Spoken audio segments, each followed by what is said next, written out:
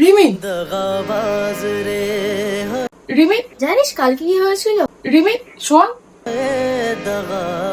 রিমি, তুই আমাকে ইগনোর করছিস কেন কদিন ধরে? আরে লিটারালি আমি তোর সব প্রজেক্ট করে দেবো, তোর হোমওয়ার্ক করে দেবো, তুই কি করবি?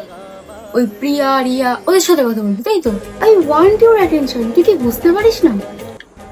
ওয়ান সেকেন্ড, তুই আমাকে ইনডাইরেক্টলি প্রপোজ করছিস? প্রপোজ আবার তোকে?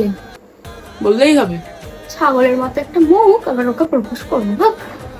বয়ফ্রেন্ডটা না আমাকেই বানিয়ে নেয়। আমার মতো হ্যান্ডসাম তুই পাবি বা কোথায়? জানা তোর তখন প্রিয়া রিয়া এসব আছে না, যা। আরে প্রিয়া তো আমার বন্ধু হয়। মারলি কেন? তোকে জ্বর মারাই ভালো। বট্ট তো কালকে তোকে শানু শানু করছিল, কেন তোর নাম শান্তনু সেটা ওটা জানে না?